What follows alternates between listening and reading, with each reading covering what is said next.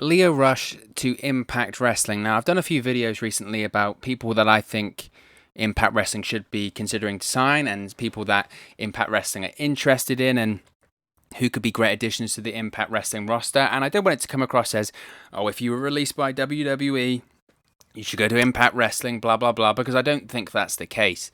But I think Leah Rush, when I look at him, I just see someone that's tailor-made for Impact, specifically the X Division. Now, Leah Rush is only 25 years old and he's already reached unbelievable heights in professional wrestling. Now, although he is a professional wrestler, he is arguably his great success in WWE came as a manager to Bobby Lashley. And he was part of Bobby Lashley's appearance at WrestleMania 35. He also had a standout moment during a return to NXT last year. He won the Cruiserweight Championship from Drew Gulak last October on a live edition of NXT. And even though Leah Rush was released by WWE back in April due to the COVID-19 budget cuts from WWE, Leah Rush, for me, could easily go into any professional wrestling company. He could easily be an asset to any professional wrestling promotion. There's no doubt about that. But he's also kind of distanced himself a little bit from professional wrestling. He stressed that he feels that he needs time away and he wants to focus on other projects because he doesn't. I think he's kind of a bit burnt out when it comes to the politics of professional wrestling. And Leah Rush, in a recent interview, he spoke about what's next for him in professional wrestling. He said, quote, "The question of what are you going to do next tends to come up when people get released from WWE. I'd be surprised if anyone had a legitimate answer. With everything going on in the world, no one knows what's going to happen next. It's all a waiting game to see what happens next. After I got released, seeing the situation that the world is in and the wrestling business is in, this is the perfect time for me to be with my family and heal my body. Wrestling is not a necessity to me right now. My focus is on my family." And Leah Rush also, he stirred a few people up recently because he's very vocal on social media. He's very vocal on Twitter. And he openly spoke about the possibility that he may never wrestle again. And he spoke about this during this interview as well. I believe this was an interview with Sports Illustrated, and there's another interview from Forbes that we're referencing in this, by the way. So when it came to the question of never wrestling again, he said, quote, "And then once the release happened, it made me just think about it even more. And I said to myself, why jump right back into wrestling when I have all this time where I don't have to wrestle right now? I had good times in WWE. I had bad times too. And some of those bad times were a little traumatizing to me. I just thought to myself, why put myself back in a situation where I was going to be unhappy?" Now, he was also asked in a follow-up question, well, obviously now you're no longer with WWE. There are other companies out there, specifically AEW. What would happen if AEW approached you? And he said, quote, "I feel like it's going to take a lot for me to consider going anywhere because it's not just about the money for me, you know? It has to be right for me mentally. It has to be like my family. You know, I got a wife, I got 2 kids, and although the money will provide for myself, my family, and at the end of the day, if I'm not mentally and I'm not right emotionally, then I'm not even going to be able to do this job," end quote. Now, Leah Rush, since leaving WWE, has done a match. He's done a couple of matches.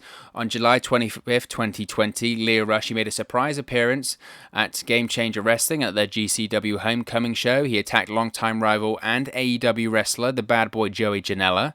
The next night, he faced off against Joey Janela, where he lost, and he also hinted at a potential retirement. Now, I must say, when it comes to Leah Rush, I don't think he is retired. I don't think he is going to retire, and I certainly hope not anyway. Whatever your thoughts are about Leah Rush, because he is a very outspoken person, you can't ignore that, in my opinion, the guy is incredibly talented. He's an incredibly talented professional wrestler. And he's 25 years old. He's practically a prodigy at how young he is and what he's achieved and what he's able to do at this young age. And he still has so much that he can, and in my opinion, he will still do in professional wrestling. And I think when I look at Leah Rush and I look at the way that he works, I look at the way that he can talk on the mic and all of that sort of stuff, I look at him and I just say to myself, that is a guy, if I'm Impact Wrestling, I'm looking at my X Division and I'm going, that's the guy. That's the guy right there to build the X Division around. And in some videos, I've recently been slightly critical that I feel that over the years, the X Division has slightly lost its way in Impact Wrestling, slightly lost its identity. And that's no disservice to the talent in there. I'm always quick to emphasize that the issues with the X Division has never ever been about the talent in there. The X Division has always had fantastic talent in Impact Wrestling. The issue as to why it lost its identity, and it is coming back slightly, but why it lost its identity for a while was of how it was butchered. It was absolutely butchered in terms of stupid booking, stupid gimmicks, and trying to make it something that it wasn't. At one point, they enforced a weight limit on it, so essentially they made it a cruiserweight division. Then you had some crazy stipulation that the X Division would only feature triple threat matches and the titles would only be defended in triple threat matches. Why? I have no idea. That is worse than the weight limit for me. That was such a weird stipulation. And then in the X Division Championship matches, not only were they in triple threat matches, but the referee wore a camera. He wore a helmet with a camera on it. Referee cam, the X Division cam. It was stupid. It was stupid, and it really hurt the X Division, that kind of deal, because over the years, what made the X Division so great in Impact Wrestling was the matches. It was the matches. The X Division was, most of the time, especially in the early TNA days, the X Division had the reputation of being the best match on the show and arguably some of the best matches in professional wrestling at that time. It wasn't about being a cruiserweight division. It was about great matches. It was about different styles, high flying, yes, but submission wrestling, ground wrestling, chain wrestling, all of it. It was meant to be incorporating all styles and having the best match on the show.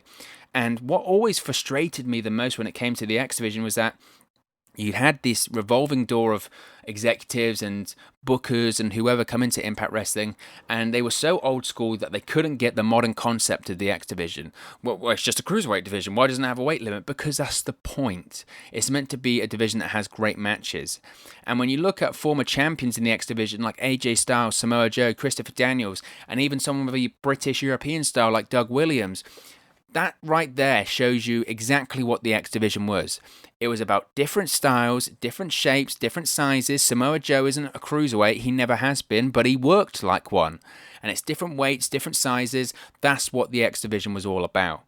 And in fairness, I would say over the last 18 months, 2 years, especially under the Don Callis, Scott D'Amore, Anthem era, they've tried to rectify that, because that's when the X Division has been at its best in the past, is when they've gone back to, okay, no limits, it's just about great matches. They've kind of tried to go back to that, and they've done a lot to rectify that, but there's still work to do when it comes to the X Division for me.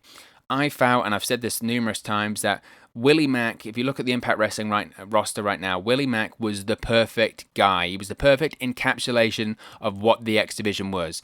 He's a big guy. He's obviously not a cruiserweight, but he moves around like someone half his size, has great matches, does things that you can't believe, or you can't even believe that you could see. That's what Willie Mack does, and that was, for me, the perfect encapsulation of what an X Division champion should be. If you were trying to explain to someone, or someone said to you, what is the X Division, you go watch a Willie Mack match. And then they would get it. They go, whoa, this guy, he's not a cruiserweight, but he does all these crazy things. That's why I really enjoyed him as the X Division champion. And obviously then Chris Bay won the championship at Slammiversary. And Chris Bay, I'm a huge, huge fan of. I just think he is so crisp in the ring, so good in the ring. So I was very, very excited to see him become the X Division champion at Slammiversary. He's another one like Leah Rush. He's around the same age as Leah Rush, and that he is so young and so great and has such a bright future in professional wrestling that I was excited to see him hold the X Division championship. I felt that because of his age, because of the way he looks, and because of the way he works, he was the guy that you could potentially build the X Division around for the next 5 years in Impact Wrestling. Support for Wrestle News 365 is brought to you by Manscaped, who is the best in men's below-the-waist grooming. Manscaped offers precision-engineered tools for your family jewels. Now, Manscaped, for all of my UK fans out there, Manscaped just launched in the UK. Over here in the United Kingdom, we have gone for years and years and years without using the right tools for the job.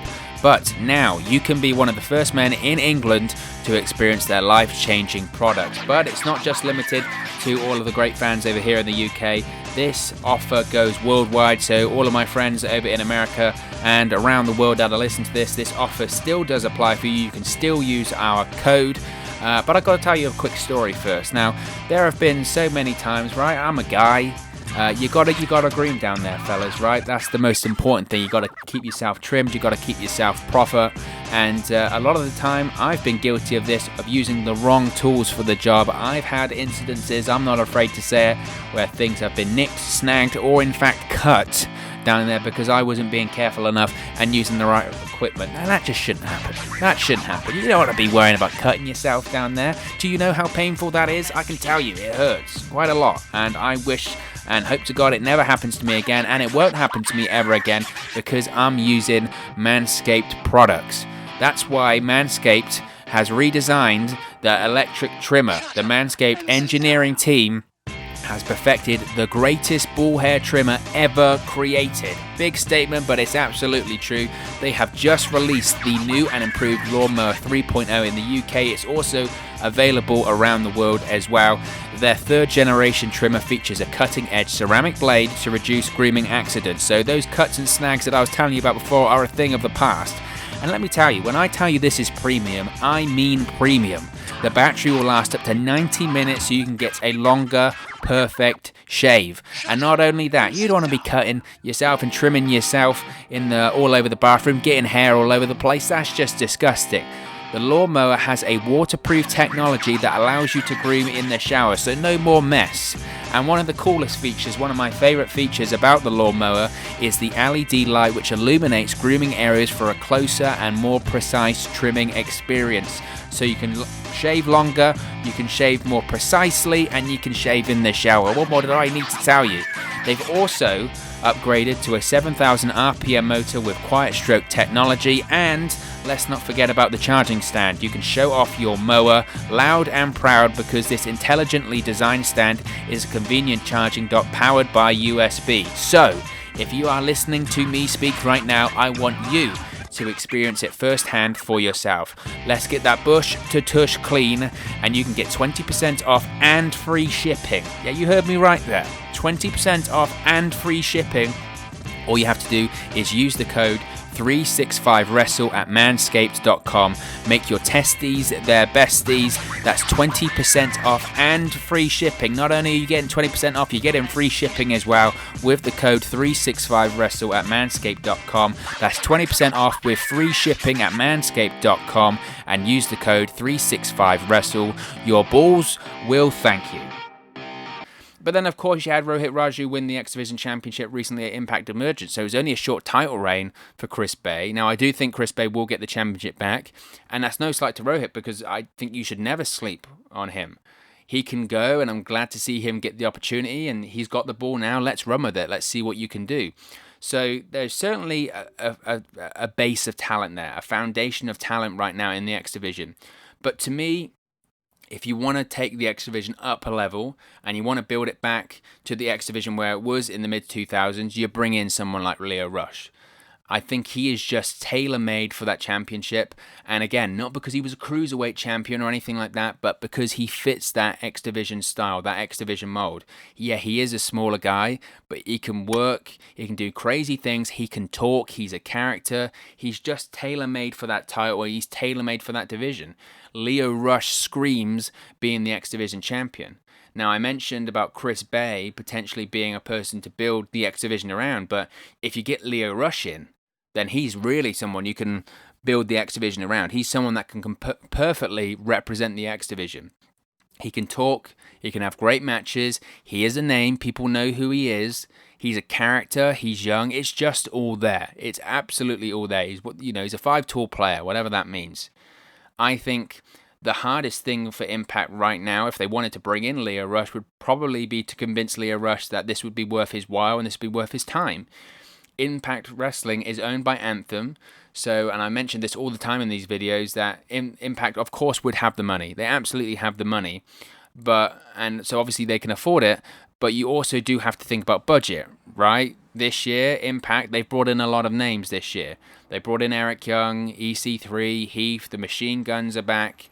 There's a lot of names that have returned or debuted. The Good Brothers, of course. It's not as if they're on cheap deals. And despite Anthem having their millions and being able to afford bringing in Leo Rush, we're still in a pandemic here.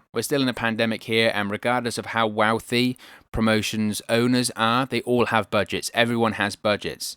WWE has budgets. That's why they released all those people for COVID-19 budget cuts earlier this year. AEW, they're a profitable company in their first year, but they have budgets, regardless if they're owned by the Khan family, who are billionaires and even richer than the McMahons. Everyone has their budgets, and at the end of the day, it is a business. But what you can say is that Impact Wrestling, they don't really make their money off gate receipts, so they haven't been hit totally hard by the Zero Fans deal. They make their money off their TV deal, which their owner owns anyway, so they're not really losing or gaining money from that, really. They make their money off advertisements, off the TV station, off the cable network. They make money off their merch, and they make money off their pay-per-view numbers, which Slammiversary set all kind of records for a long time for Impact Wrestling earlier this year. They've done absolutely fantastic. They've had one of their best months in July and August on Impact Plus. They've also done great numbers on YouTube, on social media, so they're doing well. Considering the current climate and current circumstances, Impact are doing well. So a deal is possible for Lio Rush, and I've seen some interactions with Lio Rush and Chris Bay on social media, so he's got connections. Now, obviously, it was mentioned in one of those interviews, would Lio Rush go to AEW? Maybe, and I'm sure AEW would maybe consider bringing him in. I just don't see how he fits in there right now, to be honest. I don't see where he goes, what he would be part of, and what division he would be part of. It just doesn't seem to fit right now. Now, Lio Rush could certainly go to New Japan. As I mentioned that he screams being part of the X Division, he also screams being a junior heavyweight. I would love to see him be part of the Best of the Super Juniors tournament or something like that. I think he could really, really work in that. Of course, he isn't going to go to Japan anytime soon, but he could certainly be a part of those New Japan shows in California, in America. I could certainly see him maybe being involved in that. But you also, if he goes to Impact Wrestling, if he works in the X Division, you also have to look at his opponents in the X Division. Now, I mentioned Chris Bay. Can you imagine how great a Lio Rush versus Chris Bay match could potentially be on Impact Wrestling? That could be an absolute show stealer. That's a match, Lio Rush versus Chris Bay, that could main event a show. And it's been a while since the X Division has main evented Impact on Access TV, or a pay-per-view for that matter. I think Lio Rush versus Chris Bay, that could main event a pay-per-view. Absolutely. Why not?